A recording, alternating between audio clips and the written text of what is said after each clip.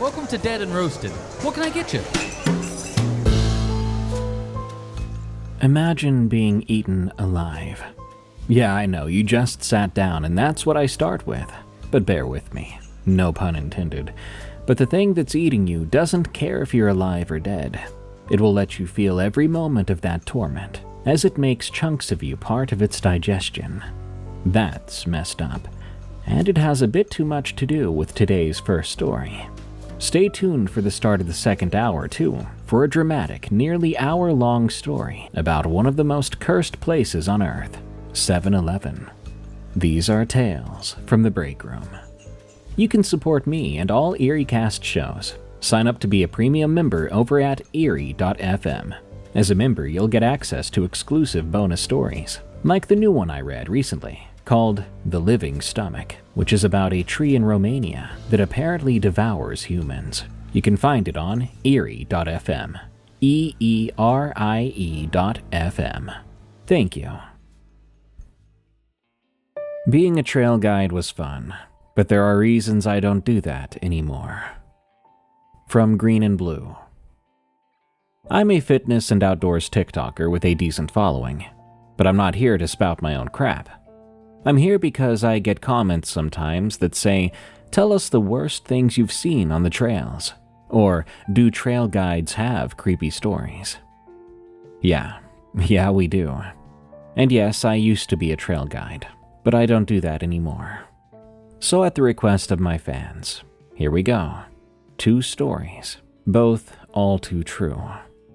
Some ground rules first. I'm not saying where I guide, and my following isn't huge, so I'm not here to tell you all about me or where to find me. So I won't be naming names, but if you've hiked with me, you might recognize a couple of details.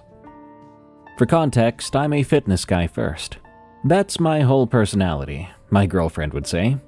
I would run trails for fun on my days off from running trails for work, which she finds insane. So the summer this first story happened, I was in great shape. I could move fast over rough ground, and it's probably the only reason I went back in when I probably shouldn't have. Let me explain. The first story. It was a few summers ago. I was doing a standard half-day group hike, where people book online and you get whoever you get. That day I had about 9 people. A couple of older couples, a bachelorette-ish group of women in their 30s who were lovely and asked good questions, 2 guys who were clearly there because their wives made them come, and this one young guy, college age, about 20, maybe 21, and he was there by himself. Solo bookings like that are not weird. I get them all the time. People want to be out in nature and they don't have anybody to go with. Totally normal stuff. I love a solo guest. They usually listen more. But this kid was off from the jump. I'll tiptoe here because I know quiet young man alone and kind of awkward describes about 1,000 perfectly nice people. And I'm not trying to be that guy who's like, I just knew he was a creep. I didn't know anything. But he did give off a vibe. You know when someone's quiet but it's a comfortable quiet versus quiet like holding a breath? It was the second one here. He didn't talk to anyone. Fine. But every so often when the group was spread out a little, he'd kind of drift up next to me, at the front, and ask me something. But the questions were kind of off. The first one I remember was, how far can you get off this trail before no one can hear you?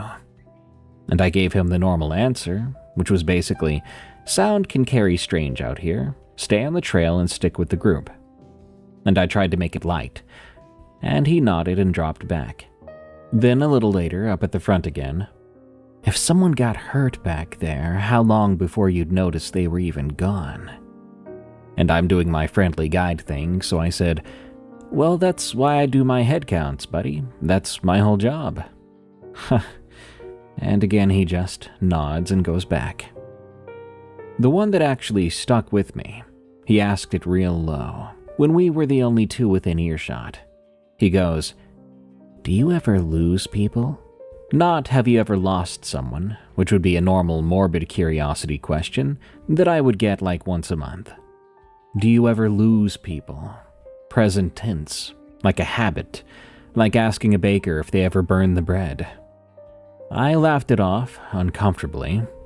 I mean, I was being paid by these customers, and 99% of the time the weird guy is just a weird guy. But I started doing my head counts more often, just in case. Every bend, basically. 999. Everything was fine. We hit the turnaround point. There's a little overlook spot people take their photos and eat their granola bars at, and I give a spiel about the geology. And I do my head count again. 8.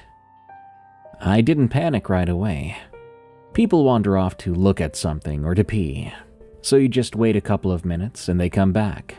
If not, you call out until they come back. So I did that.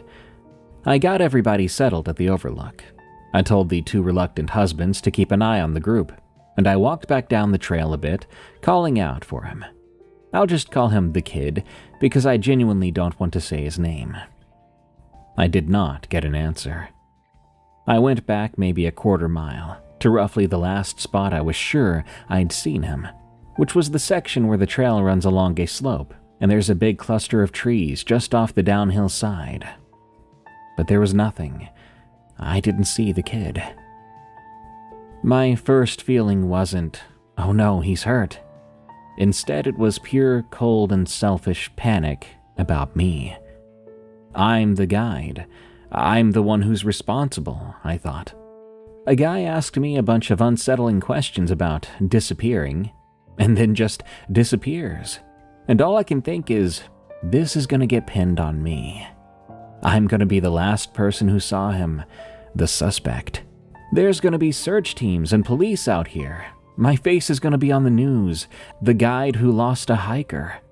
And even if I did everything right, my whole little career, the videos, all of it, gone. I was 26 and dumber than I am now, and that's where my brain went. So I made a decision, looking back, was the right call for the wrong reasons. I gathered the group and I led them back to the trailhead early. I told them there was a weather thing coming in, which was a lie. The sky was perfect. Nobody complained too much. I made doubly sure everyone got to their cars, and I was friendly about it. I waved and did the whole thing. The second the last car pulled out, I turned around and jogged back in. Alone. Which, if you've watched any sort of hiking safety video, you know is the exact thing I would tell people never to do. The sun was getting low. I had maybe 2 hours of decent light, less if I went in the trees. I moved fast. It's kind of funny. All that running I do, that was maybe the one time it actually paid off and mattered. I covered ground quick, and I was barely winded. I got back to the slope section, the one with that cluster of trees downhill, and I stopped. I really looked this time, instead of just glancing about. And I saw it off the trail down the slope about 40 feet. A backpack. His backpack, propped up against a tree neatly, like he had just carefully set it down. That should be a reassuring sign. Like, oh good, he was here probably recently, and he's fine. But instead, all the hair on the back of my neck stood up. Why would you take your pack off and leave it 40 feet off the trail down a slope and never come back to your group? I went down the hill. I had to be cautious. The slope was loose, and I didn't want to be the second guy who needed rescuing. When I got to the pack, next to it, I saw a shoe. Just one shoe. A trail runner, decent brand actually, lying on its side. But just the one. I stood over it, with my heart going about 180, thinking, okay, he's probably just hurt. He slid on the slope and fell, but he's nearby. I can probably find him before sundown. I started to call his name again. I began to move around the trees, looking down into the brush, checking the steeper drop below.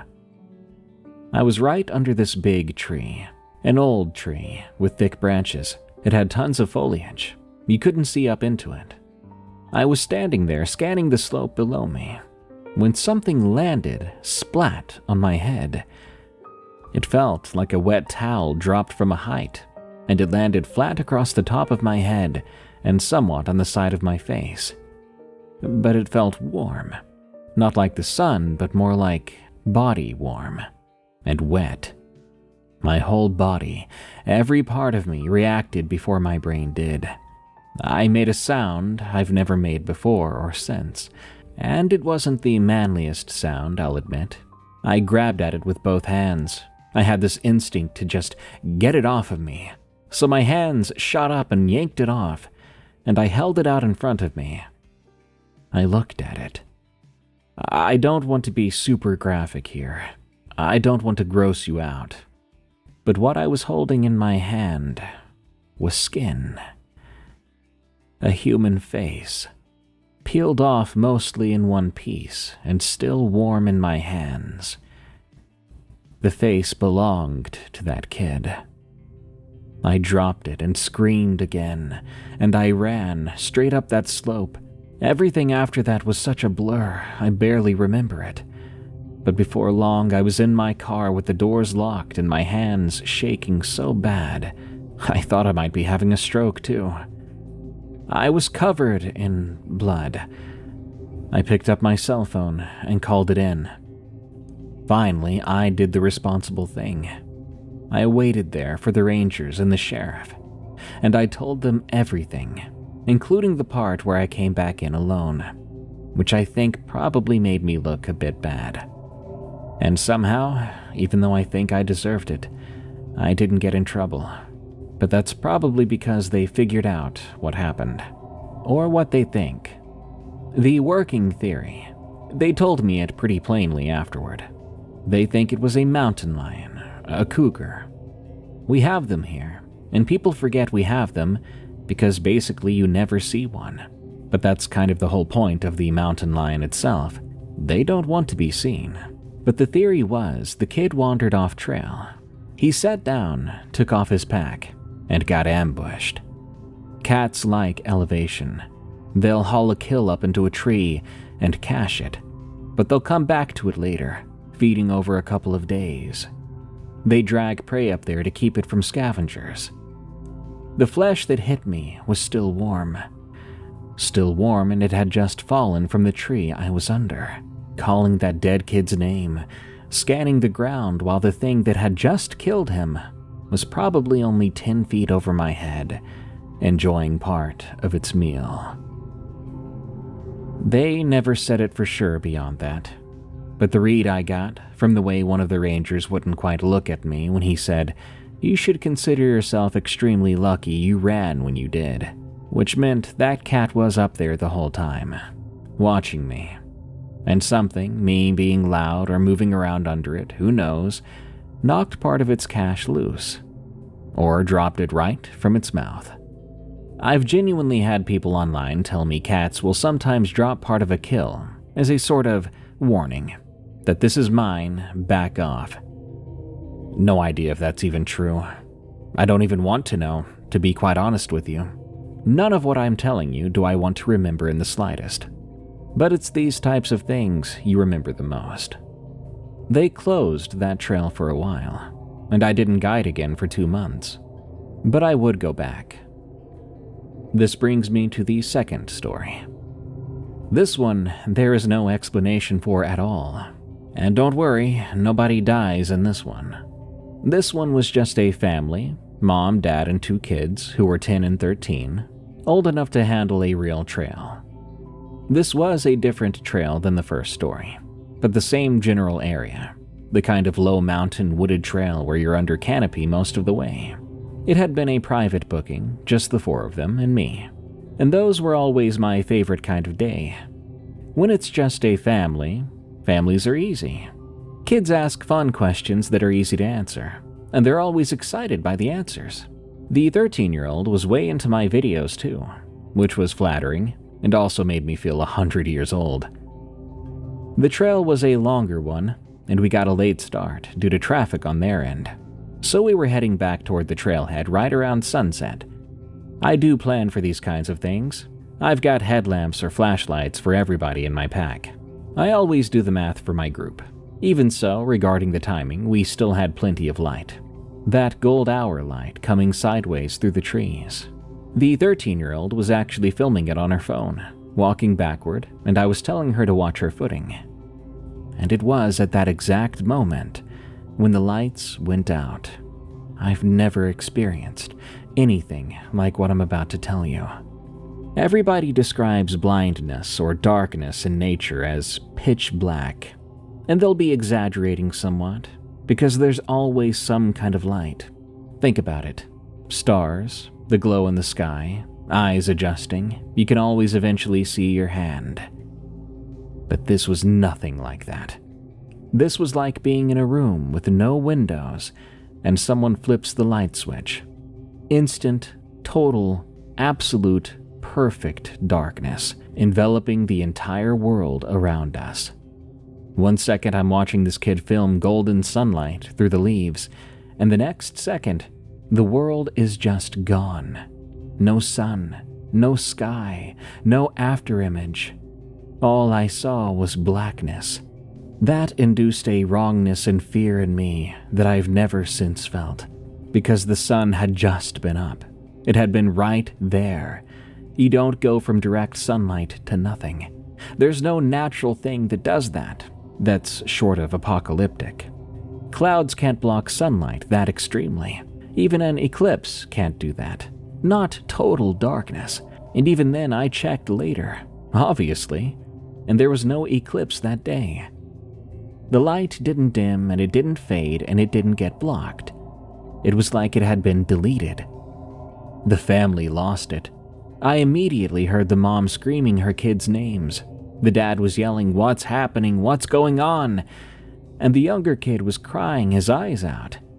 And me, I'm supposed to be the calm one, the professional here, right?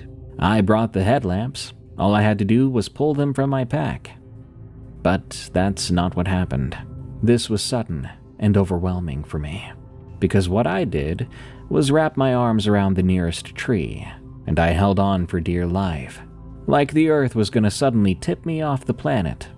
My brain was telling me hold on to something solid, because nothing else is real anymore. I think I tried to say something, but all I got out was, "Stay where you are," while groping my tree. In my head the whole time, this loop of, "This is not possible, this is not happening," kept going. But in the end, all of this lasted only 5 seconds, and then everything came back exactly the way it left. Sudden and complete golden afternoon light. We saw the leaves trail around us. The world decided to come back to us, thank God. The kid's phone had been dropped during the event, but kept recording. However, all it caught was a normal sky. The camera did not see what we saw. But we were all 5 of us, completely sure about what happened. We talked about it right there, shaking, comparing, and absolutely amazed in the most disturbed way. Yeah, we all saw the same thing and agreed. Total blackness without warning that lasted about 5 seconds. The dad, who I think wanted very badly for there to be a normal explanation, kept saying, "It had to be something with our eyes. Maybe we all looked at the sun for too long." But you don't get that kind of identical eye event at the identical instant for the identical duration. It wasn't a flash or spots, but the opposite. The removal of everything. In a hurry, we half jogged the rest of the way out. At the trailhead, there were other people there, which was a relief. There was a couple just heading in late and a guy at his truck. I went up and asked them, trying to sound casual, if they saw or noticed anything weird just now, but I didn't say anything too specific. They looked at me like I was on something. They had not experienced anything odd. Their day had been completely normal. We passed a pair of hikers maybe 10 minutes back down the trail too, and the family swore those two hadn't reacted at all when it happened. They'd been visible up ahead, and they just kept walking. So it wasn't the weather, it wasn't an eclipse, it wasn't the whole valley. It was just a box of blackness for 5 seconds just around us that was not recorded on phone. And then it was gone. There is no version of this story I can fit into any good explanation. So you know what I always fall back to? Swamp gas, I guess. Surely we all got high off some puff of gas that came up out of the earth without a smell, and we all lost our eyesight for 5 seconds on the dot. Because look here, Turbo, what else could have made us experience that? Good luck finding an answer. Anyway, thank you for letting me share my story here. You can believe me or not. I'm happy to just be able to share. Be safe on the trails, everyone, and make sure you go for a run or walk every day if you can. Just stay on the path and do your head counts.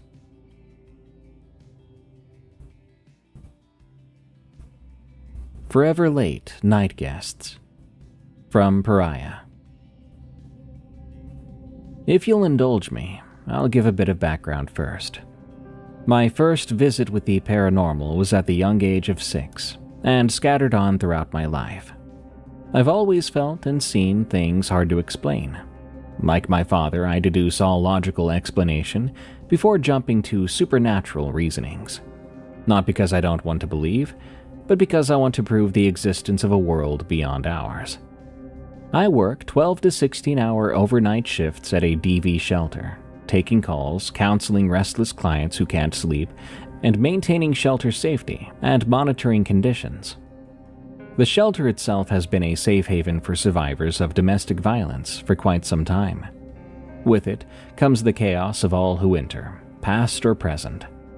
The building itself is old, a modge podge of other businesses merged over the decades with paint and dreams. We care for survivors out of house through community resources, our own and such. In-house, we care and provide amenities for them and their children. The main building used to be a hotel originally. Some of the older fixtures and architecture are in the halls and tiling in the main stairway, with a hand-carved tile pointing to the hotel lobby. The hotel was later remodeled into an office area space. There are electrical outlets here that still run on lower voltage, I think. We juggle what gets plugged in where constantly. The main office area used to be the keg and storage room for the bar next to the office, until the space was bought up by the shelter I work for now. So here below are my encounters. October 17th, 2024. I was making my rounds when I opened up the door to the meeting room. It's a small office-like space with chairs facing the center and a desk on the far wall by the windows with a vase. Before turning on the light, I could hear breathing. I noticed a dark figure on the floor. It looked like a person curled up. I'd been told by my supervisor that sometimes clients would use the room to watch TV, or to cry while their children slept. I quickly went to find the light to help, worried a client was in crisis. I flipped the light and turned to check. Nothing. My heart skipped a beat as my own breathing quickened, chest getting tight. My brain kicked into the basics of Appalachian rules, so to speak. If you see or hear something, no, you didn't.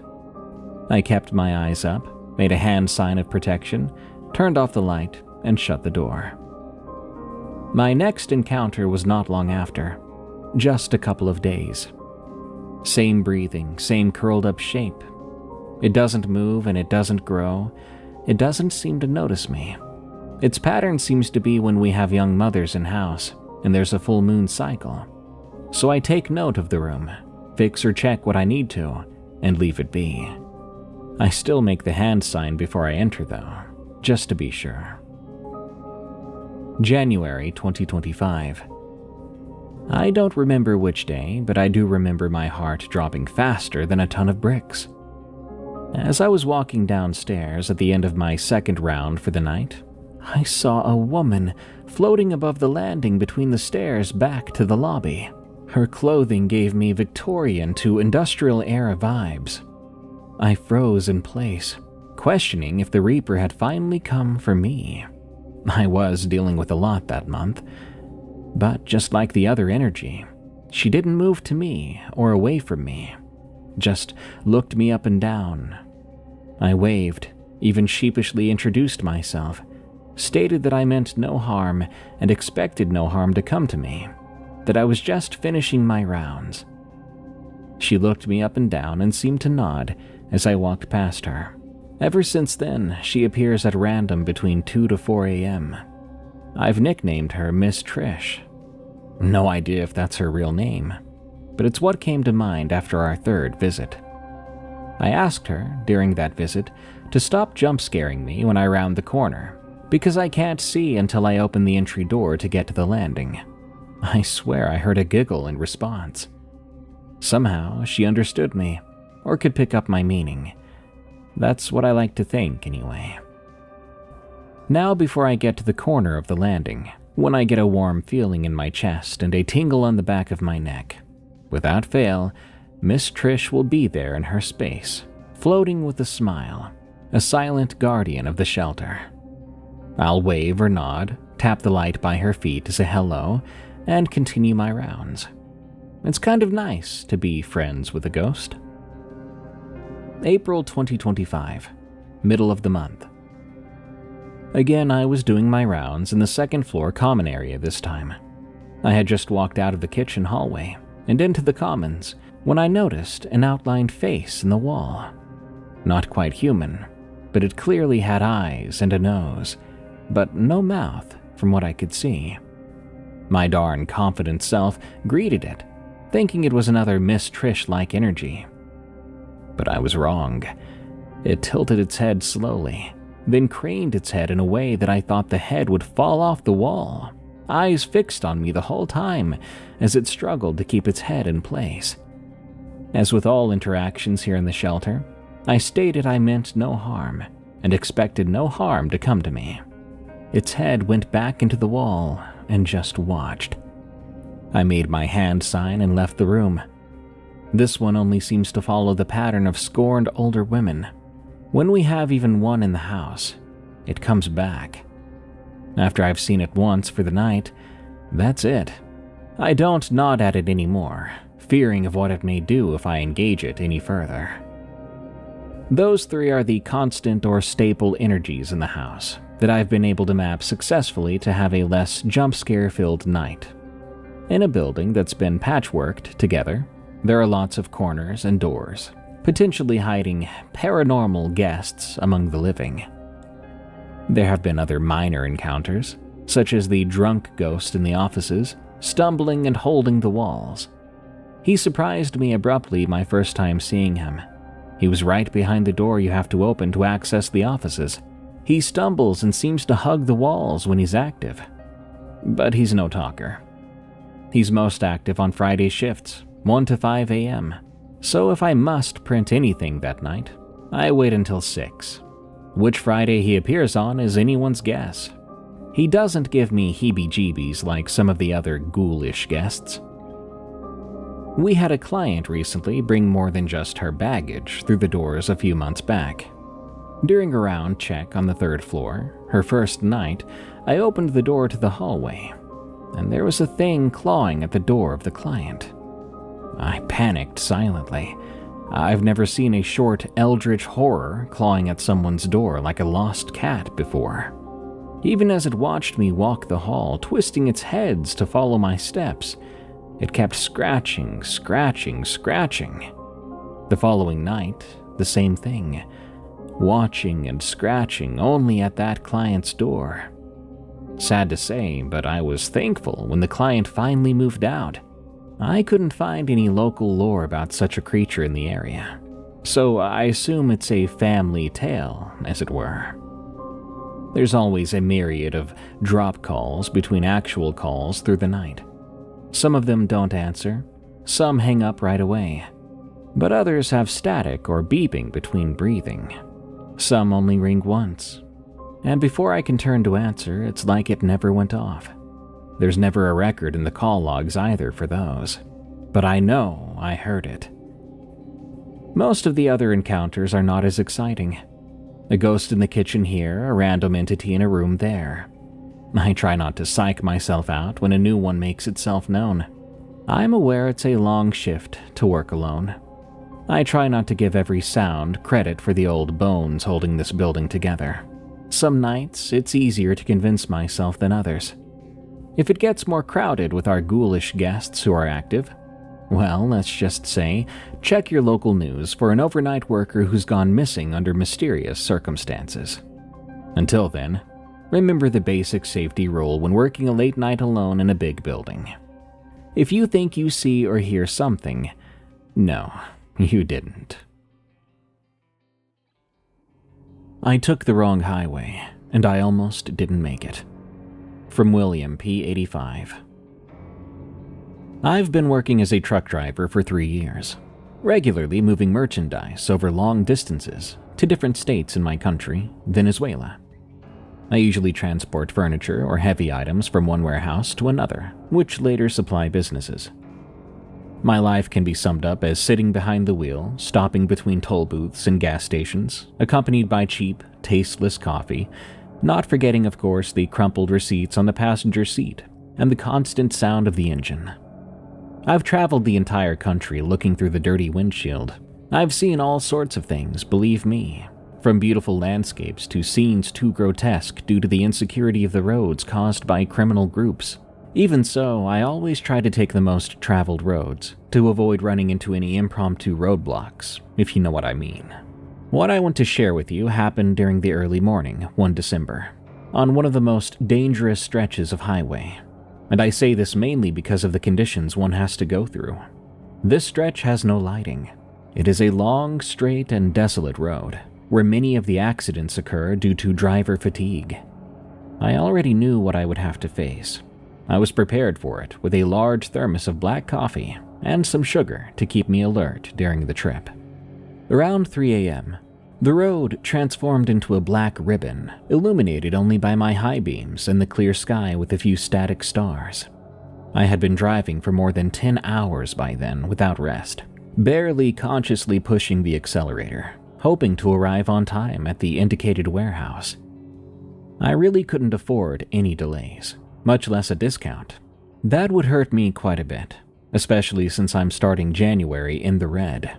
My eyes were feeling heavier and heavier as I drove along the road, but I think what I saw helped me to wake up. Through the truck's rearview mirror, I caught a glimpse of something emerging from the dry desert bushes to my right. It could have been the pipes marking the road's boundary, perhaps some sort of animal. It was common to see the occasional coyote crossing. I'd even seen pumas on other trips. However, as the minutes passed, this creature appeared repeatedly, each time getting closer to the cargo. That is when I realized something was wrong. Instead of fleeing, it was trying to catch me. At first glance, I can describe it as a tall figure running on all fours, so my first suspicion was that it was a coyote. But no, it was moving at a worrying speed, almost matching the pace of my unit. Once I slowed down to try to scare it, however, that did the trick. But the worst part about that was that I was able to see it better, and what I saw was a grotesquely disproportionate humanoid silhouette, something with excessively long arms, thin legs, and a stride that defied explanation. With my blood running cold, I immediately hit the gas again, going beyond the permitted limit in a matter of seconds. Time continued to pass, and that thing continued to torment me, always remaining in the periphery of my vision, as if it wanted me to notice it, to be aware that it would not leave me in peace, and I'm sure that it could easily exceed my speed to get in front of my truck. When I was trying to intimidate it with the vehicle, it wasn't actually scared at all. Desperately, I tried to contact my company's headquarters by radio, hoping for some miraculous help from the other end. But I only received bad news. The concerned officer informed me that I'd taken a wrong turn. I had ended up on some old road. I was told I should try to rejoin the new one further on to avoid encountering anything dangerous, although I knew the danger was already on one side of me. I quickly explained my situation. He instructed me to keep going, that they would keep me safe somehow. I only needed to follow his instructions. They said to listen. Under no circumstances should I take my eyes off the road, nor should I panic, much less scare other drivers over the radio. Above all, they told me, even if I feel I must, do not stop the truck, no matter what damage it appears to have. He added that he would stay on the lookout for my signal in case of any situations. From that moment on, the journey stopped feeling soporific. I checked the correct route on the navigation system. It was just as they had indicated. I had deviated without knowing when, although luckily further ahead, there was another opportunity to rejoin the correct path. Out in the distance, I could make out some small, dim lights from what appeared to be a car stopped on the roadside. As I got closer, I changed lanes to avoid an accident, flashing my high beams to indicate my approach. However, just a few meters away, I saw a creature similar to the one that had been following me, waiting for me on the roof of that car in a deplorable state, which was rusty with missing parts, showing no sign of the owner. Total abandonment. That reminded me of the most important rule I was told. Do not stop. Do not slow down, no matter the damage or anything I saw on the road. I obeyed the rule and continued on, passing the scene by. For a moment, I thought that being would try to catch me, but it didn't. Finally, when I reached the point where I rejoined the highway, the first rays of the sun appeared, breaking the darkness and making the creature that was following me disappear.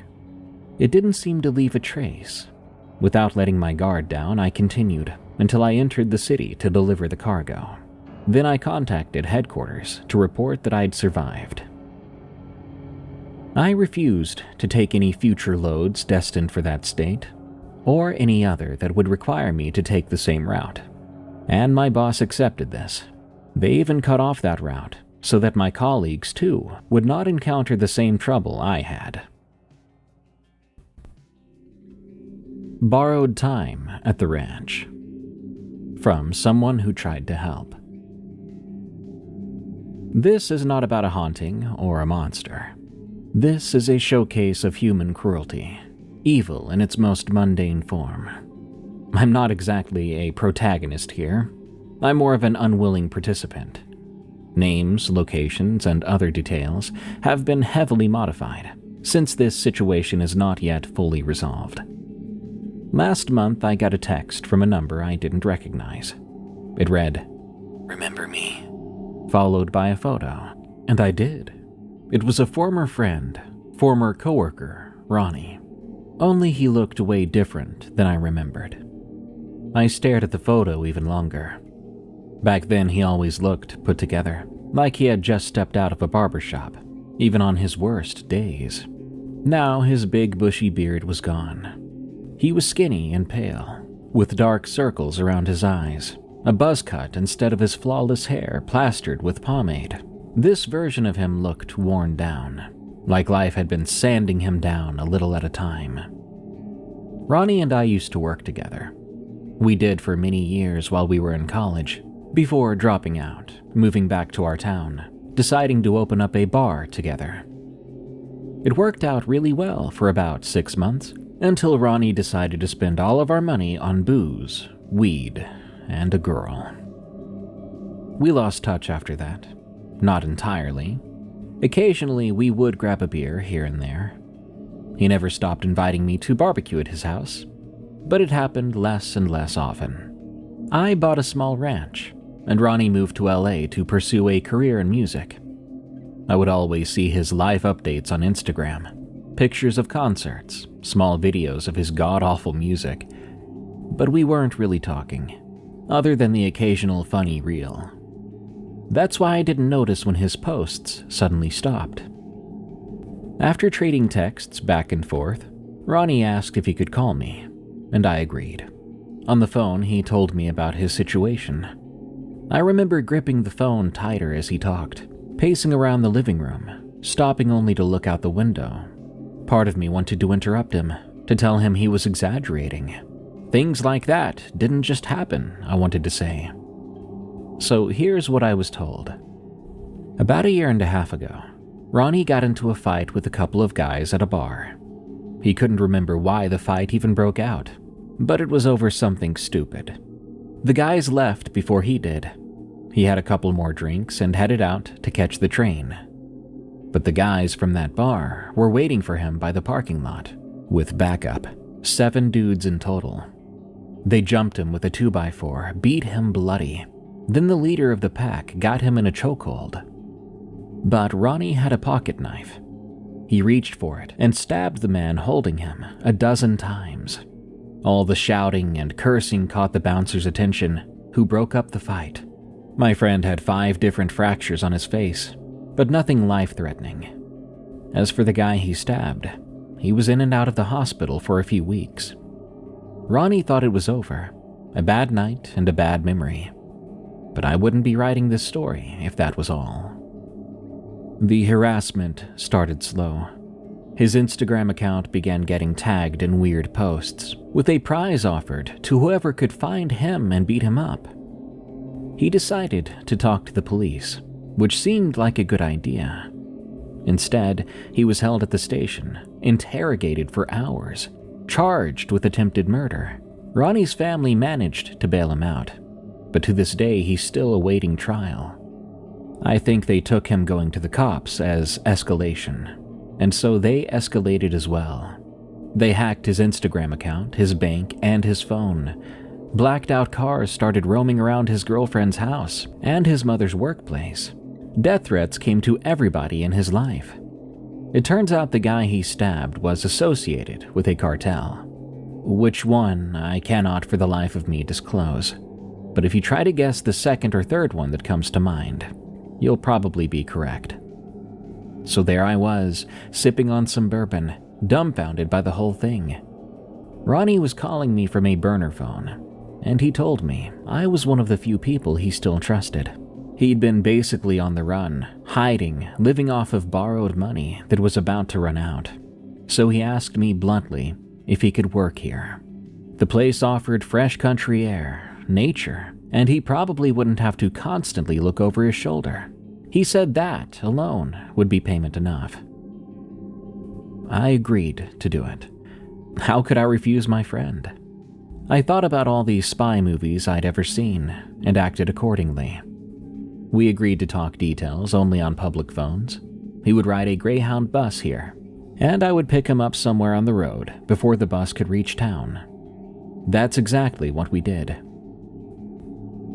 When I saw Ronnie in person, he was unrecognizable. Everything about him was different. His clothes, posture, even his build. And it wasn't accidental. The man was doing everything he could, so the cartel could not find him. His first days here were all about blowing off steam. We were drinking, shooting cans, grilling, and riding horses, having the time of our lives. 2 good friends reconnecting.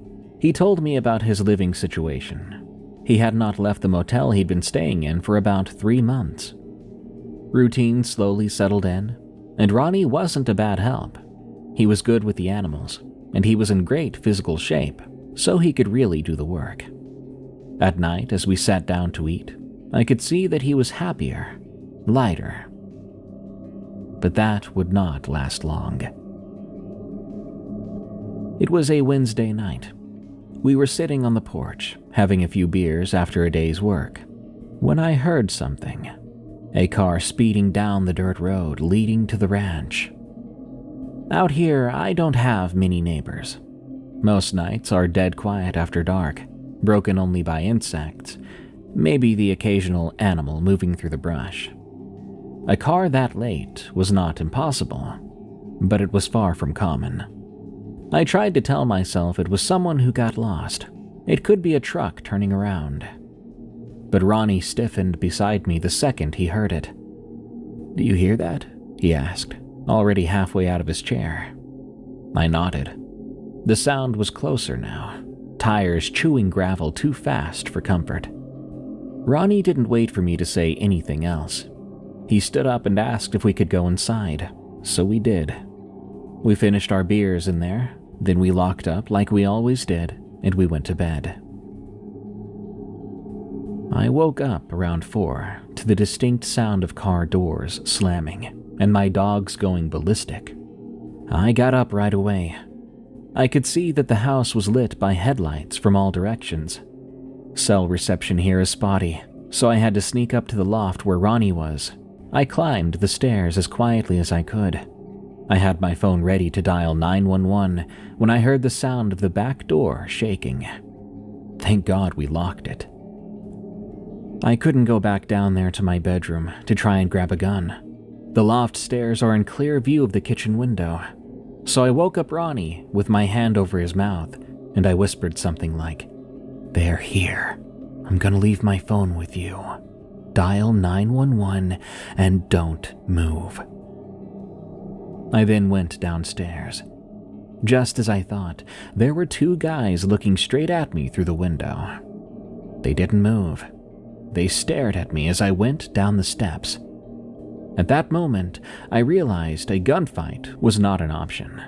I could see the two of them, but I was sure there were more out there. When I made it to the kitchen, one of them gestured toward the door and mouthed something I couldn't quite understand. So I decided to play dumb. I cracked the window just a bit, enough to ask, "Are y'all lost? You probably took the wrong turn back there if you're trying to reach town." They seemed stunned for a second. I managed to sound and look a lot calmer than I felt. Then the bald one frowned and said, "Open the damn door." I was trying to think on my feet and not outright refuse the man. I knew they had to be armed, and the kitchen window would do absolutely nothing to stop a bullet. So I said, all right, I just need to grab my keys." They watched me like hawks as I moved toward the cabinet where my keys were. That ugly gray cabinet saved our damn lives that night. When I installed the alarm system, the technician suggested putting the control panel inside the cabinet, so I typed the wrong code in 3 times as fast as I could. Then the alarm began wailing, and I dove behind the stairs, trying to make myself a small target. I'm not exactly sure how long I stayed there, but I only got up when I saw the red and blue lights. By the time the police reached us, those cartel men were long gone. The officer took us to the station, and Ronnie was sent back to LA in handcuffs. For weeks after, I slept lightly. Any engine noise on the road had me sitting up in bed, listening. The dogs never really went back to normal either. They still stare down the driveway sometimes, hackles raised, like they're waiting for something.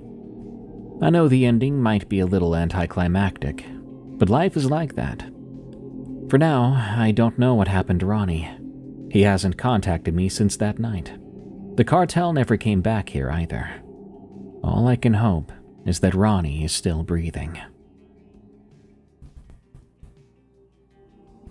The Knock That Followed Me Home, from Annie E. This is a true account from my humanitarian posting in 2022. I've changed first names and removed all identifying details, like country, city, organization, for privacy. Now, the story. Just a year ago, I was working in Africa, in the humanitarian sector, in a country at war. I lived in one of the official compounds in the city. It was a secured space with 2 houses. The main house was shared by 6 people, and the second one had been split into 2 smaller flats. I lived in one of them with my roommate. The other was occupied by a neighbor. Around Christmas, the compound emptied out. Only Julie, a friend living in the main house, and I were left. The holidays felt oddly quiet. For once, even in the middle of an emergency setting, there was nothing going on. There was one night when drunk soldiers fired into the air at the club next door. My friend and I were spending most of our evenings together. With the curfew in place and the compound nearly empty, we didn't have many options. I had bought a projector, and whenever we had electricity, we used it to watch films. When we didn't have electricity, we played board games by the light of battery-powered lamps. One evening, as usual, Julie came over from the main house to hang out in my living room. But this time she seemed irritated. "Hey, Mark just asked me if we were doing anything tonight." Mark was a colleague from the NGO we both worked for. I didn't know him very well. Julie was closer to him but had been avoiding him lately. She suspected he wanted to sleep with her. "So, what do you feel like doing?" I asked her. If she brought it up, it usually meant she was torn. "I like Mark's company," she said, "but I don't want him to bother you or anything." "Why would he bother me?" "You know, sometimes he's just a bit weird." "Invite him, only if you want to." "Okay, that's nice of you. I'll call him." Julie left the room to make the call. She came back and we went on with our evening, sipping beers and ordering pizzas for our movie night. Mark arrived about 45 minutes later, since it was always a challenge to find a reliable taxi in the city. The pizzas arrived just after him, and the night unfolded with cheerful conversation and plenty of beer. As we were chatting, I asked Mark how he was finding life in the city. He had just moved to the capital after spending 2 years out in the field. "It's really nice," he said. "I love having real walls, a proper house." Julie and I laughed. We both knew what it was like in the most remote parts of the country. Mark had been living in one of the last tinted compounds in the middle of the desert, far up north. He went on, still amazed by the bars, restaurants, and how easy it was to get food here. "It's fantastic. I mean, you order pizza. Pizza! Even the ghost at home can't kill my enthusiasm." Julie and I looked at each other, puzzled. "Ghost?" Julie asked, unsure she had heard that right. "Yes, a ghost," Mark answered casually. Julie glanced at me. She and I were both skeptics. We both tried to hide our smiles.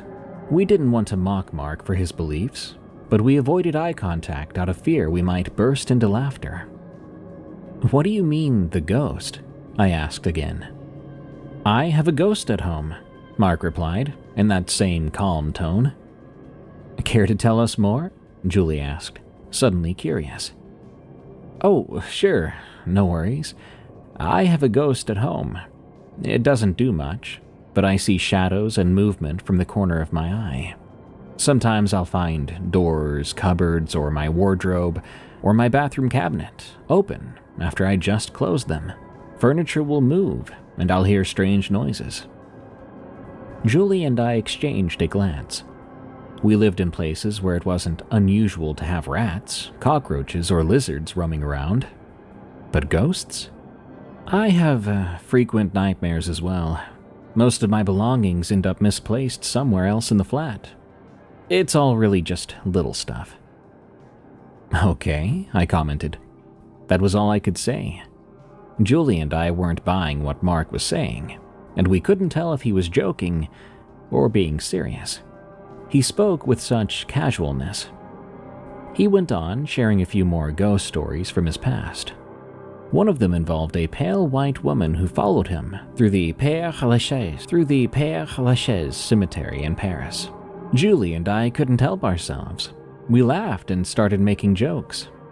"Imagine spending your days there all dressed up, just to scare random passersby," I said. "Oh, I found a new hobby," Julie added. "Girls, you can laugh, but you'll see one day," Mark said. The conversation eventually drifted to something else, and we went on with our evening. But then Mark checked his watch. "Crap, curfew. I've got 10 minutes to get home, and there's no way I'm finding a taxi at this hour." Julie looked instantly anxious. Nobody wanted to burn the curfew, as we say in French. The military could be rough, and we'd all experienced what it felt like to be on the wrong side of a gun. Usually heavy weaponry like a good old AK-47. I knew Mark wouldn't make it in time. No point in putting him in danger. "Relax, we've got a few spare rooms in the compound." Julie looked at me, clearly uneasy. She didn't want to offer a room in the main house. That would have been quite literally leaving the door open for Mark to slip into hers. She liked him, but she wasn't sure what she wanted. I picked up on what her eyes were trying to tell me, so I stepped in.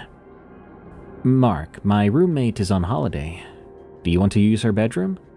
"Sure, if your roommate wouldn't mind," he asked, glancing towards Julie, clearly waiting for her to weigh in. "Yeah, no worries." "Okay, then I'll stay," Mark replied, still looking at Julie.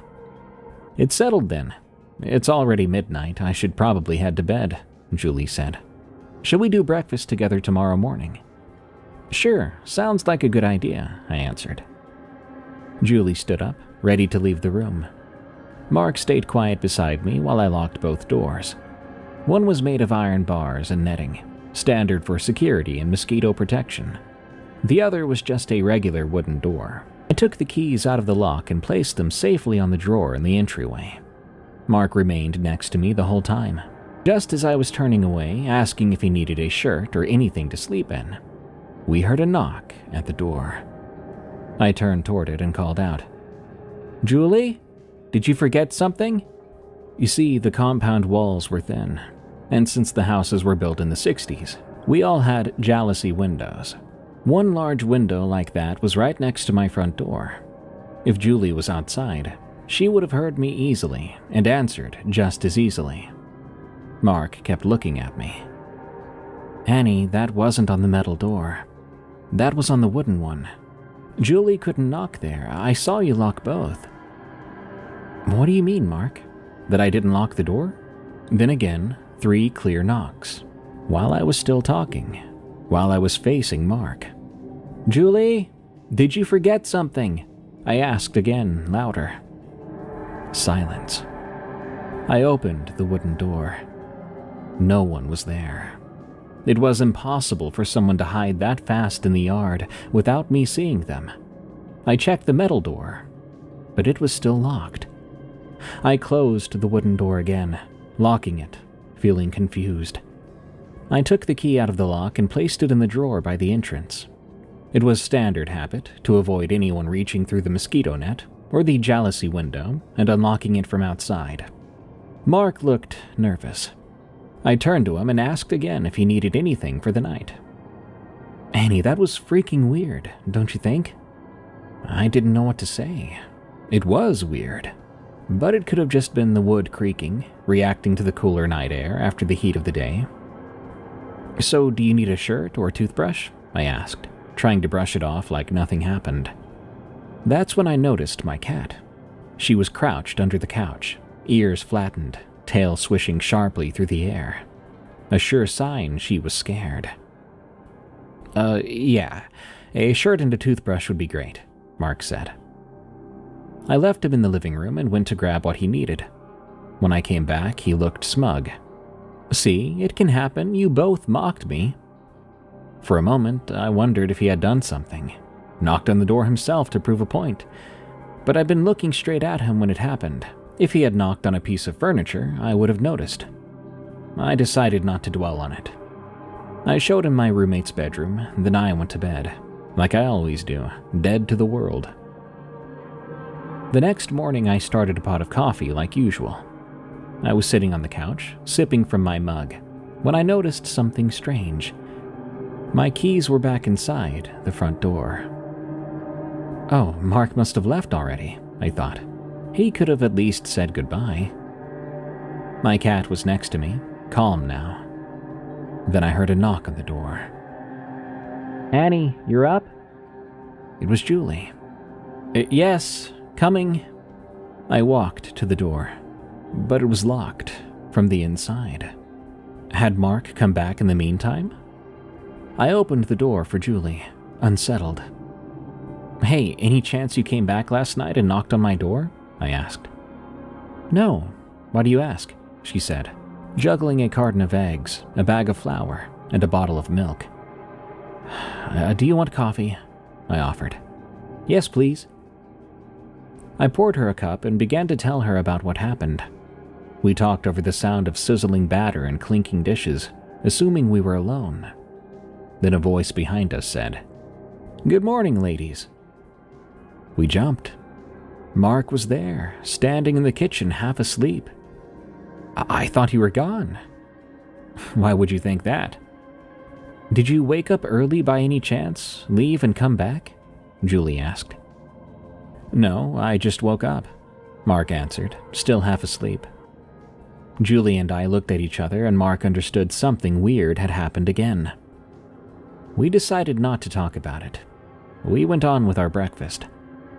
Mark left around noon that day, and Julie and I spent our afternoon at the swimming pool. From that day on, little odd things started to happen. Like clockwork, 10 minutes after I go to bed, I would hear the slow scrape of a chair being dragged across the tiles, then of someone walking across the flat. At the beginning, I pinned it on the wall being thin and having around 10 people living in close proximity. Yeah, but it was happening as well when I was on my own in the compound. My cat was always startled by the noises too. The first time it happened when I was alone at home. I went to check, my cat following me like my shadow, but very scared. There was nothing. With my roommate, we always found a rational explanation. A rat, a cockroach, a neighbor. But little by little, we ran out of explanations. The weirdest of all was the banging on the roof. Every night after a bang, I would look at my watch, hoping it was just a coincidence. It was always exactly 3 o'clock. We could not explain why. Slowly, we got used to those little things. After all, we were working in a conflict context, negotiating with armed groups, avoiding landmines, seeing the worst that humanity had to offer. A ghost was far less scary than that. My mission came to an end. After 2 years, I got back to France. One night, I was alone at my home, my cat sleeping at my feet. I just put on the alarm and I'd locked my bedroom door as usual. You see, my family house is pretty big and can be scary when you're on your own. But that one night, the knocking returned. 3 clear, heavy strikes on my bedroom door. This time, I didn't answer. Am I crazy? I mean, of course I am, but I don't think I've ever read or received a scary story from 7-Eleven until now, right? Well, today's story comes to us from a Lisa R., and it's titled, The 7-Eleven from Hell. Oh yeah, we've struck gold already from the 7-Eleven franchise. This story shows us what is at risk for you if you decide you just have to have a gallon of gas and you just have to drive home to your wife and kids with that gallon of gas. The gall of some people. You see, some places are haunted, and not all hauntings are of the ghost kind. I'm a Southerner. That's all I'll say about that. I worked at a 7-Eleven for a while. 3 years as a clerk and 1 year as manager, and I quit without notice. I had never done that before, and I haven't done it since. I just stopped showing up. I ended up going back to college after. I have a degree now, and a job that does not involve, well, this, what you're about to hear. I've never been the type of person to see meaning in things. I grew up around people who found the devil in card games and rock music, and the wrong kind of dancing too. And I spent most of my teenage years rolling my eyes at all of it, and I still mostly do. Pokemon isn't satanic, that's just one silly example. When I started as a clerk, my manager was a woman named Mia. Mia was maybe 50 years old, heavy-set, with reading glasses she kept on a beaded chain. I remember how she would look at you if you said something dumb, over the tops of her reading glasses if they were on. She didn't talk a lot, and I liked that. She had been there for a long time, and I never really found out how long. But she ran the place like it was a real business, not just a gas station that happened to sell lottery tickets and microwave burritos. Now, Mia had a son at home, 13 years old when I met Mia.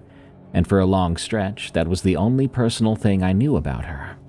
The kid, and the fact that her husband had left at some point, nobody asked about. Now, her son went bad slowly, and then fast. I caught most of it secondhand, from the other clerks and from the parts Mia let slip, whenever the register tape ran out or a delivery showed up late, and she needed somewhere to put her frustration. Her son started to sneak out. Then he was running with some older boys from the next town over. These were the types of boys everyone else's parents warned them about, and for very good reasons. There was a thing with pills at one point, then a thing with worse than pills. About 18 months into my time there, he got arrested for breaking into a house. I heard it was a dare gone wrong. At least, that's what someone told me. He and 2 others went in through a back window. But the homeowner was there, and he had a gun. He pointed the gun at them until the police showed up. When that happened, I think the boy was 14. But Mia changed after that. She didn't fall apart or anything, not yet. She still came in and did her work. But some of the light in her eyes just faded out. She wouldn't make that face at you over her glasses anymore. She would be ringing up a customer, and her hands would do the work, but her face just wasn't there, if that makes any sense to you. I'd say something to her, and she'd answer a beat too late or a beat too soon. She was there, but the lights were off. She also started to spend a lot of time in our back room. I have to tell you about the back room. Every store has something like that, a place where the overstock goes and the mop bucket lives. Sometimes it's the room with the time clock. Ours was strange, though, for 2 different reasons. Firstly, the lights did not work. There was a fixture up there with bulbs in it and a switch by the door, and you could flip that switch all day long, but nothing would happen. Mia had put in multiple maintenance requests, but a guy came one time, looked at it, said something about the wiring being messed up behind the wall, but never came back. So you went in with the door propped open or with a flashlight, but most of us just used our phones. The second thing was the door. It stuck. It didn't happen every time, but it happened quite a bit. So much so that we kept a crowbar on a nail just outside the door. The way it stuck was that it only stuck from the outside. If you were inside and tried to open it, for some reason it would work without a problem. But if it stuck and you were on the outside, well, you weren't getting in without the crowbar. When I asked a coworker, he said it was probably the frame or the building had settled and caused it to jam in certain spots. As for Mia, well, she started to go in there quite often. And close the door. Yeah, the room that didn't have working lights and the door would get jammed from the outside, she would go in there. I always assumed she was just needing quiet time. Some dark to meditate or something. You gotta remember, this was a woman whose kid was sitting in a county facility, going down a dark and darker path. Maybe she just wanted a spot where no one would see her face. Of course, people asked, even I asked one time, what she was doing in there. And that was the only time she ever did that over-the-glasses look at me again. And she told me the back was the only truly quiet spot in the building. I didn't bother her anymore about it. The first real story here happened on a slow evening. So slow, in fact, that I'd cleaned the counter like 20 times. A distributor truck came in around 8, which is late for them, and the driver seemed to be in a hurry. He was kind of rude. He dropped the pallet and had me sign and was gone before I could even get a word in. Inventory was my job that night.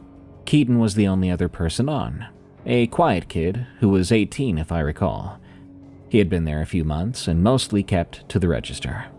I was on the floor with a scanner gun working through the order when the power suddenly went out. It went out without even a flicker or warning. Everything went at once. The store dropped into the gray non-dark you get from lot lights coming through the windows. I stood there with my now dead scanner in my hand, and I waited for it to come back. When stuff like this happens, it usually pops back on after a minute or 2. But this didn't just pop back on. Now, there were no customers in the building at the time. I would have heard the door chime, so it was me and Keaton in the building. I called out for Keaton, but got no reply. I stood up and went to the register, but I didn't find him there. His stool was there, pushed up like he had been there a moment ago, but his phone was gone, which I took to mean he'd gone to the bathroom or stepped out back for air. Except Keaton didn't smoke, and the back door set off an alarm if he propped it, but there had been no alarm. Suddenly I heard a strange and unsettling noise. I'd never used this word before to describe anything, but I'm going to use it here. It was a scuttling sound. A quick, light, and dry sound like a big roach moving across tile floor, except it was up high, perhaps in the wall or in the ceiling. And it was bigger than a roach. It went a few feet, then stopped. After a few seconds, it went again. I stood still and told myself it was a big rat. The power being cut had spooked something in the walls, and I had nearly talked myself into believing that when it moved again. This time it came from the far side of the store, somewhere nothing should have reached that fast. I decided I had to find Keaton quickly. I had to feel safe and fast. I started down the first aisle with my phone light out, and the scuttling came with me. Not toward me, but with me. Whenever I walked, the scuttling thing moved. Whenever I stopped to listen, it would stop. I'd take 3 steps and hear it travel along the ceiling, off to one side, keeping pace with me. But when I froze, the scuttling went quiet. I went from aisle to aisle, calling Keaton's name in a voice that was trying to sound annoyed instead of scared, ducking my head to check the gap under the bathroom door for his shadow. The thing tracked me the length of the store and back. I then went for the front door. Outside, the lot was lit and ordinary and full of people. There was a man pumping gas and 2 women walking toward the door, talking, one of them laughing about something. I got to the glass and pushed, but the door didn't budge. I pushed as hard as I could. It was an automatic slider with a manual mode, and I knew how it worked, and it would not move, not an inch. It was like it had been welded into the frame. I began to slap the glass with my palm. One of those women was only 15 feet away from me by then. I slapped the glass again and yelled, and she didn't even look up. Neither of them did. The man at the pump didn't hear me either. I stood at the window slapping the glass and shouting while 3 people in plain sight of me went on with their evening, as though I wasn't standing there. That's when something landed on the floor right behind me. A soft and heavy thud that came from up high and hit the tile about 10 feet back. After that, there were footsteps. Wet, flat slaps on the tile, walking towards me, and I couldn't bring myself to turn. They came right up to my back, close enough that I should have felt the heat of a body. Then they stopped, and I began to hear breathing.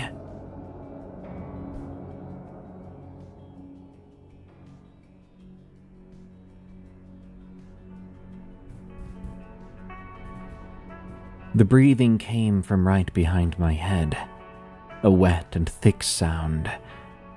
It sounded like something that seemed very interested in me, like whatever it was had found what it had been looking for. I turned around in an instant. I think I screamed, but I can't be sure.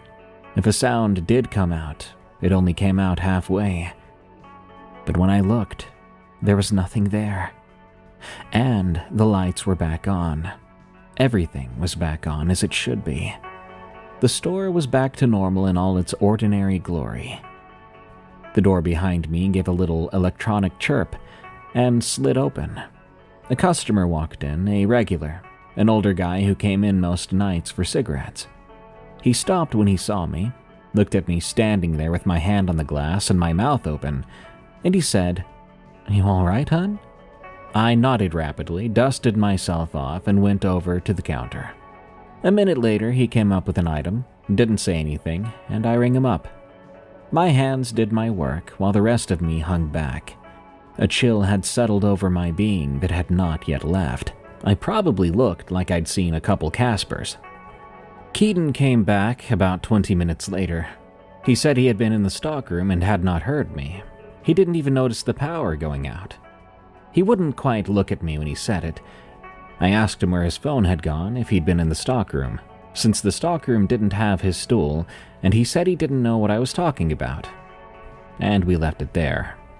I was too aggravated and creeped out to push any further. I went home and had trouble sleeping. The next morning, I was hoping I could wake up and tell myself it was a dream, but I couldn't do that.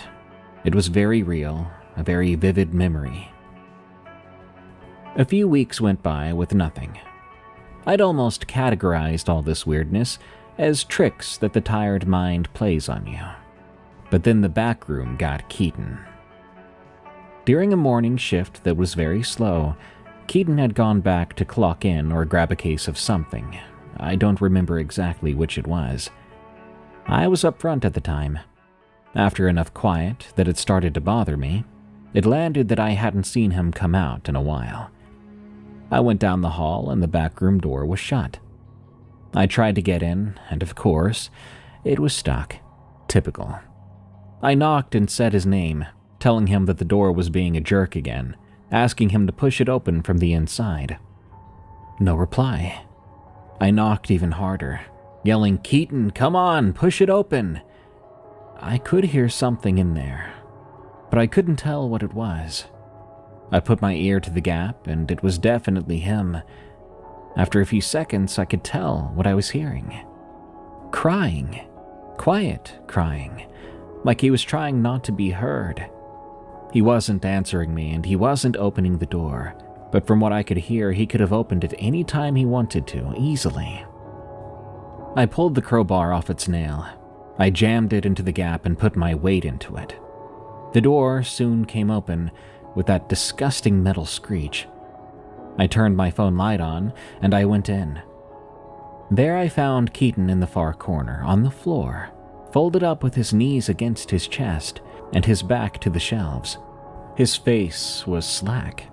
He was looking at the middle of the room, at the patch of floor my light didn't quite reach. The door opening didn't startle him a bit. He turned his head and looked at me. There was no emotion to it, despite the tears streaming down his face. Something like that you'd expect, embarrassment or maybe relief. But there was none of that.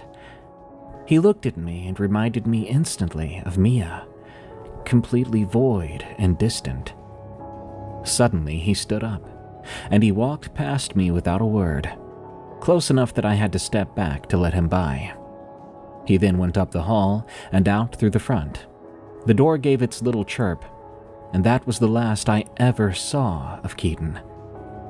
He didn't come back for his next shift, and he didn't return for a paycheck. When I went investigating later, nobody had a number on him that still worked. I stayed in the back room after he left that day, crowbar in hand. I shone my light into the corner where he had been. The floor was bare. There was a water stain on the concrete and a dead roach on its back, and the flat cardboard where he'd been sitting. I put the light up into the dead fixture, then along the shelving, and finally I pointed it at the corner again. There was nothing in the room with me, yet I stood listening to the building tick and settle until my arm got tired of holding the phone up. Months went by after Keaton walked out.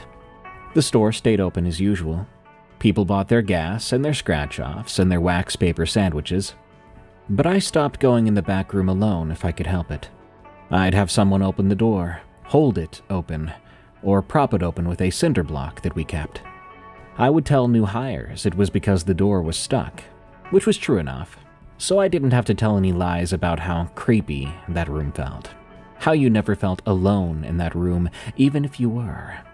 Even so, the next 2 new hires quit inside of a month. One girl, Brittany, didn't even finish her first shift. She came up front about an hour in, set her vest on the counter, and said she was not built for this, and walked out to her boyfriend's car. But I asked her first, built for what? And she wouldn't say. She kept glancing back down the hall toward the storeroom while she untied the vest. Then she was gone. Mia kept working though, but probably when she shouldn't have been. Her boy came home from the county thing eventually, and whatever they had done with him in there hadn't stuck, because these stories started right back up. Then one of them stopped being a story about him and turned into a story about her. Word around the store was that he came home one night on something. He was looking for money that she didn't have or simply wouldn't give. When she said no, he took a metal pot off the stove and hit her in the head with it. She was out a week. When she came back, she had stitches in her scalp. A row of them. They'd had to shave a good patch of her hair to get the needle in, so the wound sat there plain above her ear with the bare skin around it. It was yellow-green at the edges. She wore her work cap pushed back like she always did, which meant the cap did nothing to cover it. I'm not sure it occurred to her to try to cover it. She rang up customers with that on the side of her head, just daring anybody to say a word. Nobody did. A man one afternoon stared a beat too long at it while she counted his change, and she looked up, saying, "You need a bag for that," and he took his stuff and left without a word. I started to pick up shifts. I didn't make a thing about it. I'd see the schedule and tell Mia I'd take her Thursday clothes so she could get home at a decent hour. Or I'd come in early so she didn't have to open alone. After the third or fourth time, she got used to it. You see, I liked Mia. I'd liked her since the day she looked at me over those glasses, telling me I'd stacked the cigarette cartons wrong, then showing me the right way. With stuff like that, she was always sure to make you not feel stupid about it. Her whole life had gone sideways, and seemed to be staying sideways or worse, and there wasn't a thing I could do about any of the big parts. So I did some small favors, which was giving her some hours back. At some point, a man began coming in. I noticed him the first time mostly because he didn't fit in. We've got truckers and farmers and high schoolers and the regulars who bought the same 4 things every day. But this guy, he was none of those. He had dark hair slicked straight back. He was older than me, I'd say around late 30s. He had an accent of some sort, I think from somewhere up in the Northeast. His words came out quick, and he was hard to keep up with, but it was obvious he did not belong within 300 miles of where we were standing. He bought a coffee and a pack of gum, but the entire time he looked at me. When I handed back his change, he held my hand a second too long, and he smiled, as if we'd agreed on something that I didn't know about. He came back, too. Not every day, thankfully, but often enough. And every time it was the same routine.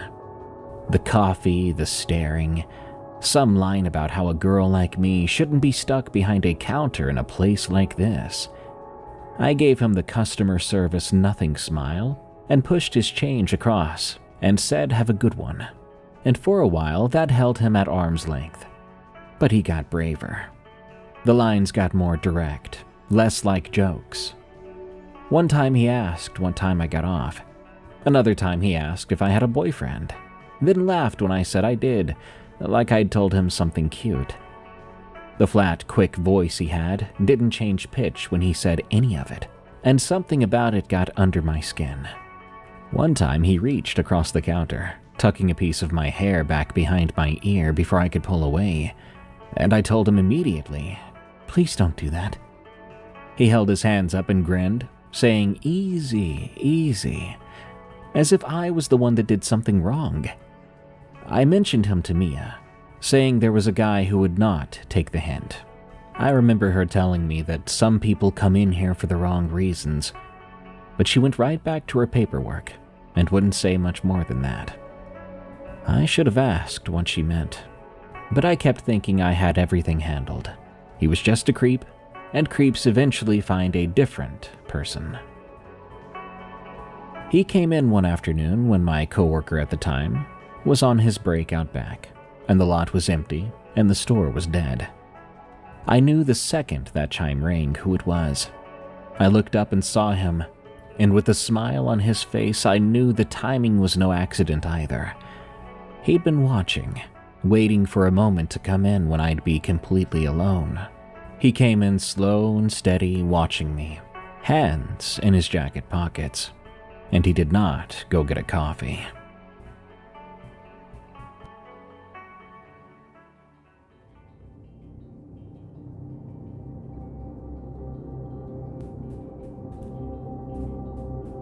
He leaned on the counter.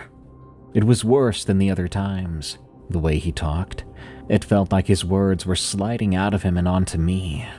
I told him he needed to leave, that I was not comfortable with him being there. But he smiled. He then steadily came around the end of the counter, putting himself in the gap where the counter opened into the rest of the store, the only way out from behind the register, unless I jumped or climbed over it. He then stood there with that disturbingly patient look, like he was letting me know who was in charge. I'm not sure how long we stood like that. Long enough that I was starting to think about everything that I had within reach. I knew there was a box cutter in the drawer. There was a phone nearby. I even wondered if anyone would hear me through the back if I screamed for my coworker. But then he was the one that screamed. A high-pitched male scream, so sudden and loud that I covered my ears and felt startled the moment it happened. His whole body twisted up at the same time. His hand went grabbing back over his own shoulder toward the middle of his back. His fingers were clawing at something, for a spot apparently between the shoulder blades where a person's hand can't reach on their own. He was desperately trying to get to it.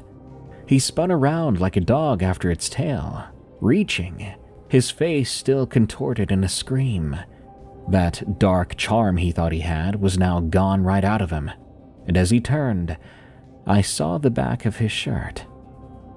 There was a rip in the shirt, a split running across the fabric between his shoulders that I'd swear had not been there when he walked in, though I admit I couldn't be sure about that. But through the rip, on his skin, was a welt, red and raised. It even glistened like it was wet. It looked as though a hot iron had just left his skin after staying there for 5 seconds straight. He stopped reaching, then faced me again, but now he looked scared, like in a pure animal instinct way. Instead of saying anything else, he ran out through the door so fast he hit the frame with his shoulder. In moments, he was across the lot and gone, and I never saw him again. Not once. A man who'd come in 3 times a week for a coffee he didn't want, and he never came back for so much as gas. My coworker came in from his break, and he asked why I was white as a sheet. I told him a guy had given me trouble, but left right away, which was true. I left out the welt because I had no idea what that even was. Not long after that event, Mia stopped coming in for work. She'd call out, then she'd call out again, and the calls got further apart. When she finally came in to sign the resignation paperwork, she didn't have her hat on, and the hair had grown back patchy over her scar. She looked at me, and she said to me, "Sorry to abandon you like this." I told her there was nothing to apologize for. She hugged me then, which she had never done before, and I could feel her trembling. At the door, she stopped and looked back at the hallway, and she said, "Please don't stay late here by yourself, okay? Just be safe." Then she left, and I still have never seen Mia again. 2 weeks later, I heard about her son from a customer who knew her family. He'd gotten a hold of something that was going around, one of those drugs they keep warning about on the news, the kind where a dose the size of a few grains of salt is enough to kill you. They found him in his room. Then I heard from the same channels that brought me everything else about that family that Mia had gone the same way not many days behind him. Whether that was an accident, or whether a mother who'd lost the only thing she had left simply couldn't take it, that was news I didn't want to know, so I didn't go looking for it. But immediately after, things in the store got worse. It started the morning I heard about Mia. I was opening, and the store was empty at the time. I could feel eyes on me. Someone was looking at me. I felt the prickle on the back of my neck, and it did not let up. I'd turn around and the aisles would be empty, and I would check the little convex mirror in the corner. There would be nothing in it but chips and motor oil. That feeling stayed all shift. and it came back the next day. It did not leave again the whole time I worked there. Under it, faintly, I began to hear that scuttling sound again, never as loud as that first night. It was like a thinner version of it, way off in the walls or the ceiling. A few feet of quick movement, then a stop, like it backed off a distance and was content to watch from there. I'd hear it during the dead hours, and I'd stand still with a price gun in my hand, listening to it not come any closer. Felt like I was going crazy. The district manager soon after offered me Mia's job. Manager, salary, keys, and everything. And I took it. I needed the money for school. Plus, being the one with the keys was better than being the one who got locked in, right? But part of me knew this was a bad idea. One night I had to count overstock in there. I propped the door open with the cinder block, keeping my phone light pointed at the corner the entire time. I was in too much of a hurry, and I got the count wrong twice. It was hard to focus on what I was doing.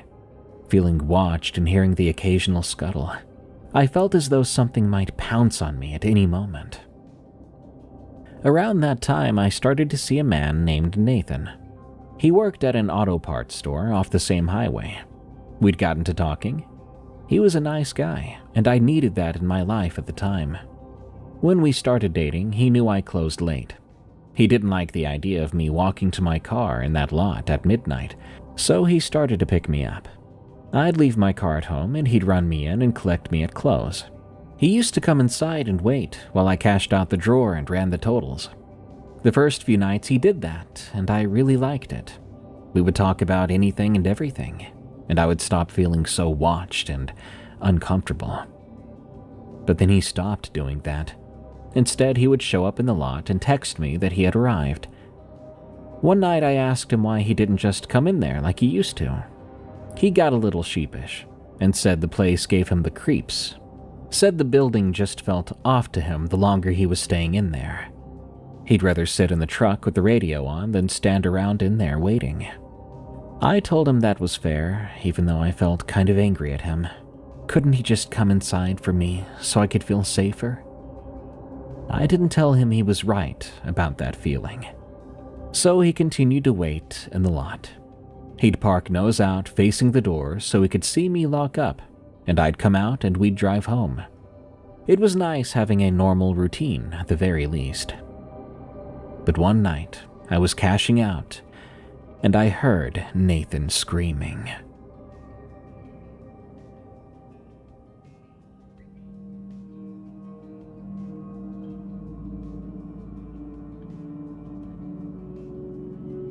Nathan's scream came through the glass from the lot. It reminded me of the way that dark-haired man had screamed when that welt formed on his back. But this time I wasn't thankful for it happening. Instead, I was terrified. I dropped the drawer and I ran. I threw open the doors, and the whole time he was making sounds out there I'd never heard a person make before, because now they sounded worse than that man's screams. I ran through the cold, seeing his truck in the usual spot, nose out toward the doors. He was inside with the dome light on, twisting around the driver's seat, looking back and forth over his shoulder, toward the rear and sides of his truck. The doors were locked. I grabbed the handle and it didn't give, and I slapped the window and yelled at Nathan to let me inside. He turned and saw me, but for half a second he didn't move. It was like he had to make sure it was actually me, or maybe he was deciding if opening the door for even a moment was a good idea. Then he hit the unlock button, and I yanked open the door. "Get in," he said. I got in. I jumped through the open door, having to climb over him. I sat in the passenger seat, and he threw the vehicle into reverse before I had the door shut. "Nathan, I didn't even lock the doors yet," I told him. His face was covered with sweat, and his breath was coming out in a pant. "What happened?" I asked. As he drove, he kept glancing into the mirror. Finally, he said, "There was something out there. Something was running around the back of the truck.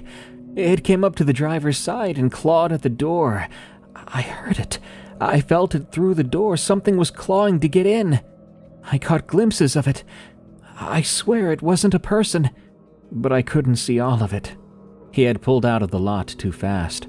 The back end slid on the cold asphalt before the tires caught. I turned around in my seat to look behind us. I looked back at the store, seeing it getting further away. Just as we swung out onto the highway, I saw something in the side mirror. Something came around the corner of the building. Low, about 3 feet tall at the very most, but it was moving on all fours or something. That's what I think it was doing anyway. Maybe that explains the scuttling sound I always heard. It came around the side of the store and to the edge of the light, but by then we were on the road, and I could no longer see it. That part I waited to tell Nathan about. He was rattled enough at the moment. I figured one of us actually directly seeing it was plenty for the night, but I did tell him later when we calmed down. It became a shared experience. Another person saw this inhuman thing that apparently lived at the 7-Eleven. Sounds ridiculous, right? I would not have believed what my eyes saw had I not had several encounters with things at that store already. I kept going with the manager job through the spring and into the summer. It wasn't a constant haunting. I would feel eyes on me pretty frequently, yeah, but most days nothing happened, you know. No demon girls twisting their heads around, crawling on the ceiling, that type of stuff. When I've shared this story with people before on occasion, they picture it like a haunted house in the form of a 7-Eleven. Like the walls are supposed to bleed, but it wasn't like that. It was a gas station. People bought taquitos, and I would reconcile the safe, and I would ignore the scuttling and those eye-on-me sensations. It's crazy how you can get used to anything if it doesn't touch you. And for a very long time, it did not, in fact, touch me. It was just watching. But what I should have been wondering was if it was waiting. Maybe it was letting me get comfortable. Now, after it's all happened, I think that's what it was doing. 2 things happened that summer before the last night. The first was the cooler. We had a walk-in behind the reach-in doors. It was a big refrigerated room where the milk and the beer and the overstock drinks lived. You got into it through a heavy insulated door with a metal latch and a glow tape strip so you could find the handle in the dark. The light in there worked, at least, unlike the back room, but the bulb was old and would flicker, threatening to turn off. At least, that's what it made me feel like. I was in there on a morning shift, restocking energy drinks, when the door swung shut behind me. Now, that's not exactly creepy. It did that sometimes, so no mystery there. The floor wasn't level in that section, so I kept on stalking. But then, that flickering light did what I always feared it would do. It went out. Instantly, my mind was filled with dread, reminding me of that day with Keaton. Except this time, I was standing in a refrigerated box with no window, and a door I now could no longer see. It was cold and blackness for me. I heard breathing. It was very close to me, at the level of my ear and off to the right, where the shelves were at a corner. I knew it was the same breathing I'd heard back then. I couldn't even scream in that moment, and I had nowhere to go. What was I going to do? I reached for where the glow tape should be. My hand found the latch on the second try, and I came out of that cooler into the bright, ordinary store so quickly, I went down on one knee on the tile. When I looked back through the open door, the light was on and the room was empty. This thing, it enjoyed playing mind games with me. I propped the cooler door after that. Every time I had to go in there, I used a milk crate so it physically could not close while I was inside. The second thing that happened was Vincent. Vincent was a new hire, the milk crate kid, 19 and good with the customers and useless at closing. One night about 3 weeks before the end of my job, he called me at home, off shift, around midnight. I'd left him to close with another guy, and they'd locked up fine. But Vincent called me from his car in the lot, and his voice was extremely strange. He said he needed to ask me something, and he added that he needed me to not think he was crazy. I told him to go ahead. He said, "When you're in the back room, have you ever heard it say your name?" I sat down on my kitchen floor with the phone to my ear. "Vincent, what do you mean by that?" I tried to keep my voice calm, but my ears already burned with fear or dread or whatever it was. He said he had been pulling a case of motor oil off the bottom shelf with the door propped open, and his light was on. But something had said his name from that dark corner where even the light from a flashlight seemed to be absorbed. He said it wasn't very loud, right at the edge of his hearing, in a voice he didn't recognize. It had said, "Vincent." It shook him up so bad he dropped that case and ran out. He told me he was not going to go back in there alone, and he wanted to know if that made him a coward. I told him that it didn't, and I declared right there on the phone that I would handle the back room myself from then on. That way he and the other workers never had to go back in there again. And I meant it. He seemed way too happy about that. He thanked me in such a way it was like I'd lifted a car off his body. After he settled down, he asked, "You've heard it too, haven't you?" "I've heard things in there, yes, Vincent." He said okay, thanked me again, and hung up. However, Vincent quit a week later. But he did give his 2 weeks' notice, like a decent person. Then he was just gone, off to a different job. I think I heard it was a tire place. Look, I didn't blame him at all.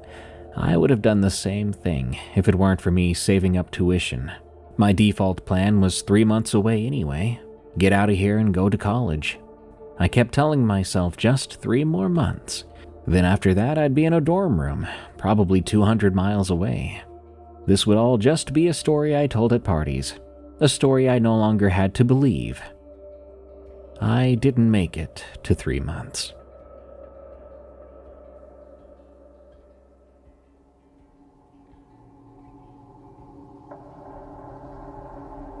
The last night I worked there was a closing shift. I was alone for the back half of that shift. That wasn't supposed to happen. I'd scheduled myself and a girl named Tara. However, Tara's kid got sick. She approached me around 9 after receiving the call, explaining the situation and asking if she could leave.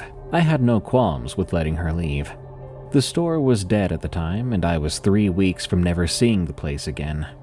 I figured I'd rather close alone than make a single mother choose between her job and her sick kid. So from about 9:30, it was just me. Once she was gone, it didn't take long for that watched feeling to return with a vengeance. It knew I was alone. It needed me alone. At 11:40, the lights suddenly went out. I had just looked at the register clock, thinking about the count, but then the store dropped into that utter darkness. The whole thing at once, just like the first time. But there was something different this time. You see, last time nothing was affected outside. People walked around and used the gas pumps, and it was normal. But when I looked out a nearby window, which I could feel from the glass on my fingertips, the gas pump lights were off too, even the sign from the store. This time the void wasn't just inside with me, but outside too. The only light left in my entire world at that very moment was the green stutter of the register's battery backup, throwing a sickly glow about 3 feet in every direction. I did not move. I stood in that little green pool, and I listened for any sound. For a few seconds, it was quiet. I heard only the ticking sound of the dead coolers giving up the cold. but then I heard it coming down off the ceiling. I heard it land right out past the end of the counter in the dark, right where the candy aisle started. And then I heard footsteps. They weren't coming toward the front this time. Instead, they were going away from me, toward the back of the store, down the hall. Then I realized it was going towards the back room. Lisa. Something said my name. Something from way down in the darkness of the hall. Then it said it again. It was calling me back there. It wanted me to come down the hallway in the dark and to open that door that only opened from the inside, probably to find out what had been breathing down my neck for the last couple of years. Every part of my body begged me to make a run for the front door, to escape, but I remembered the first time this happened. I could not open the doors then, and I knew that I could not open them now. Even if I wanted to try, I'd be stumbling around in the darkness hoping that that thing didn't come hunting me down. I made a different choice this time. There was a fire exit at the back corner of the store, past the coolers. A steel door with a crash bar and a sign on it that said, "Alarm will sound." It led straight out into the side lot by the dumpster. It was unfortunately quite close to the hall, but it opened with a push, no key, no struggle, and an alarm would go off. But that might be the most welcome thing I could imagine right then. I went for it. I left the register, open drawer and all, even my jacket on the hook, and I went down the side of the store in the dark with my hand out for the cooler doors to guide me. I went cautiously fast, and the footsteps in the hall suddenly stopped. But they didn't stop for long, because they changed direction. I began to hear it coming down the hallway towards me. The wet, slapping sound, moving faster now, picking up speed. Moments later, it changed into scuttling, and the breathing turned into panting. It was getting closer by the second. It said my name a third time, and it sounded angry. Its patience was gone. It didn't like what I'd chosen to do. I found the door, and I hit the crash bar with both hands and all of my weight. The door didn't open. A fire door with a crash bar, a door that by law has to open from the inside. I hit it, and it only gave half an inch before stopping, like it had hit a brick wall. Or maybe something was holding it shut from the outside, and yet out there was a lot with no one in it. The alarm didn't even sound, and that thing behind me was right there, right at my back, and I felt its breathing once again. I did the only thing there was left to do. I turned around and put my back against the door. I faced it. If I was gonna die, I thought, I wasn't gonna let it happen where I couldn't see it. I was going to face my fate. The green glow from the register somehow reached just barely down the side aisle, revealing an empty floor and the cooler doors with my greenish reflection, but there was nothing else. No figure, no monster on all fours.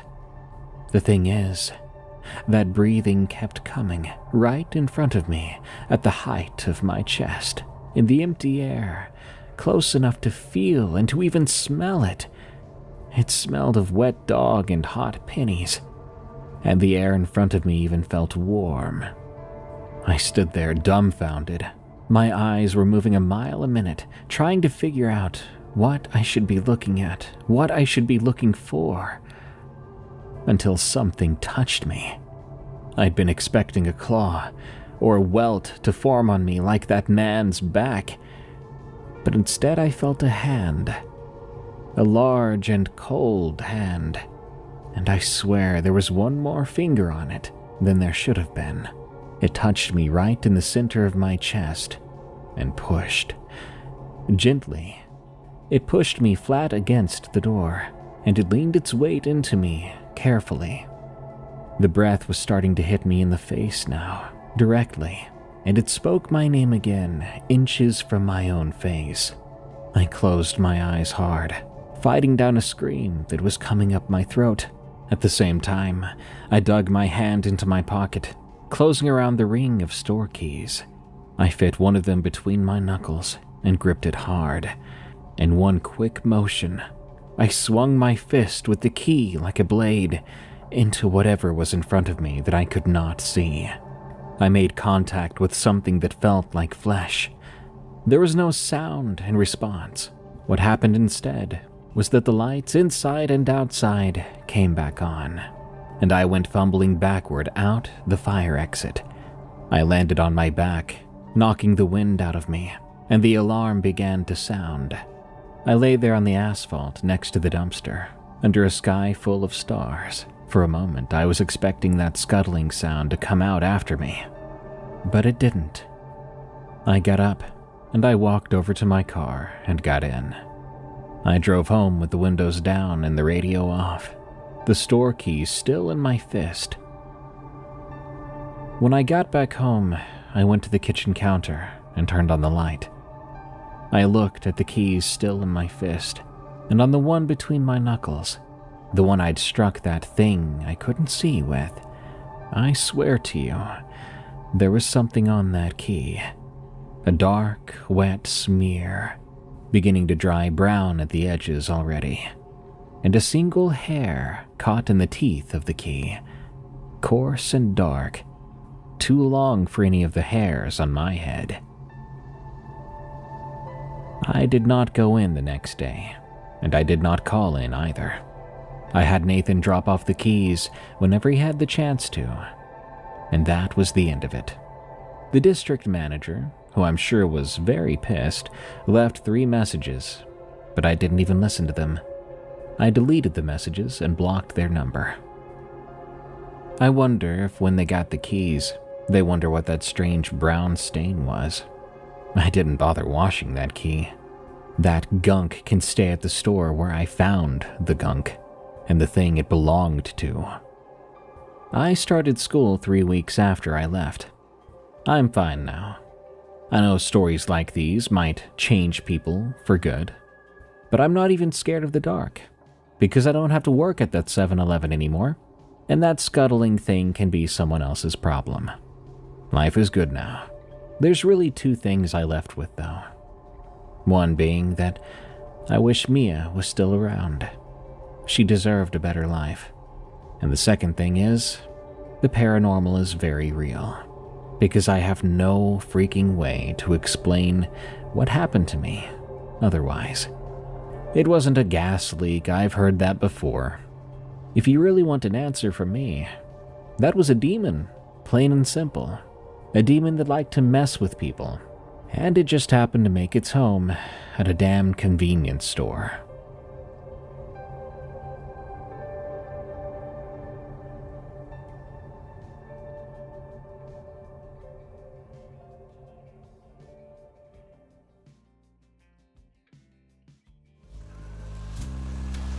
I've never been to a 7-Eleven before, but after this story, maybe it's time I do go. Maybe grab a big ol' Slurpee and the fattest burrito I can find, and wait for the cute little demons to come scuttling at me. I might bring one home, name it something stupid like Tomothy. Good night. Thank you so much for tuning in to this episode of Tales from the Break Room. I've been your host, Darkness Prevails. You can find me on my other show, by the way, called Unexplained Encounters, where I, of course, narrate more scary stories, except this time about the unexplained specifically, and a lot of outdoorsy monster stuff. If you have a scary work story, send it to us at erie.fm/submit. And while you're there, you can support me, this show, and all of EerieCast by becoming a premium EerieCast member. You'll unlock tons of hours of scary bonus content and audiobooks that only members get to enjoy. All of that and more over at erie.fm. EERIE.fm. Till next time, everyone, I'll be clocking out. But I'll be back again real soon.